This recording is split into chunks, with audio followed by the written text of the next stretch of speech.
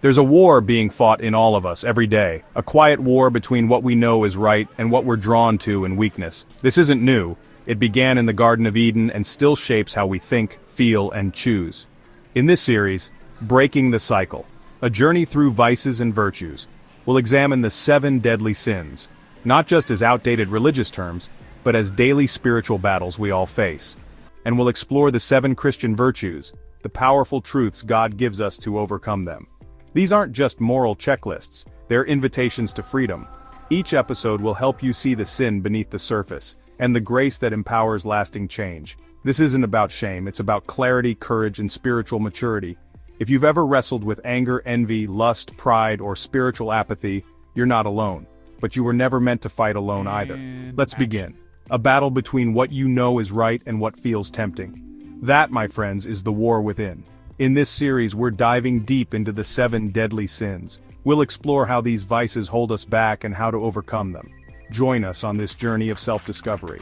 This series is brought to you by the Open Table Outreach.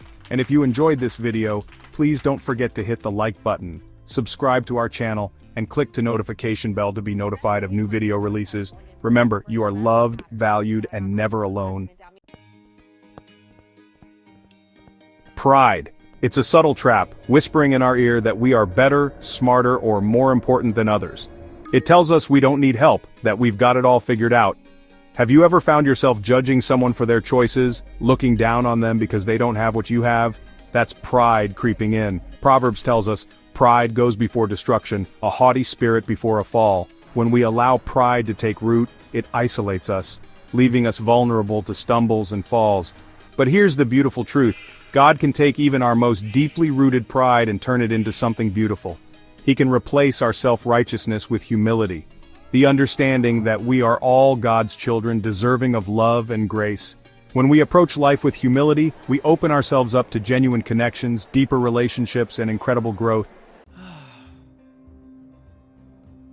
Envy. It's a sneaky emotion, whispering doubts in our ears, making us question our worth, our accomplishments, even our blessings. It tells us we're not enough, that someone else has it better, that we're missing out.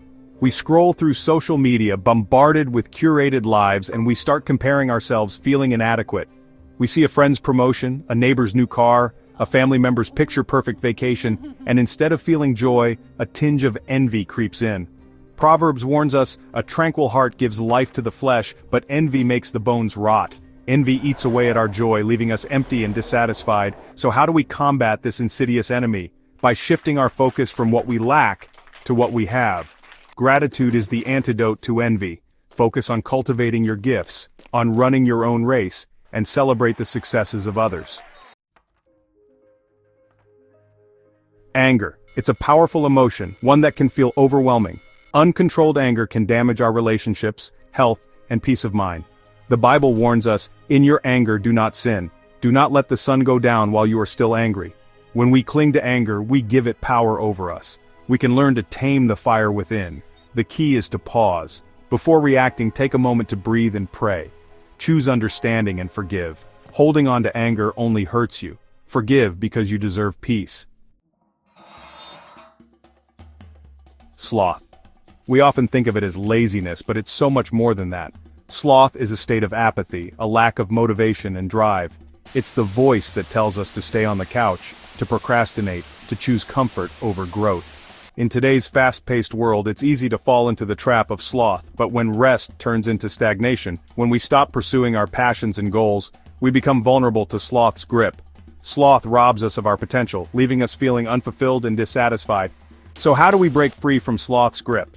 We start by setting small, achievable goals. Break down larger tasks into smaller, manageable steps. And most importantly, seek God's guidance. Ask Him to reveal your passions, your purpose, and to give you the strength and motivation to pursue them. Greed.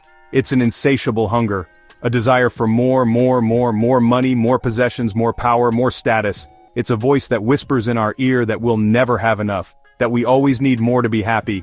We live in a materialistic world, constantly bombarded with messages that tell us happiness can be bought, that our worth is tied to what we own. But true fulfillment, the kind that lasts, can never be found in material possessions. True contentment comes from a heart that is focused on God, not on possessions. It comes from gratitude for what we have, generosity towards others, and a deep understanding that our worth is found in God's love, not in our bank accounts. Find your contentment in Him, and you will discover the true meaning of abundance. Gluttony. It's often associated with overeating, but it goes far beyond that. It's an excessive indulgence in anything that brings us temporary pleasure, often at the expense of our well-being.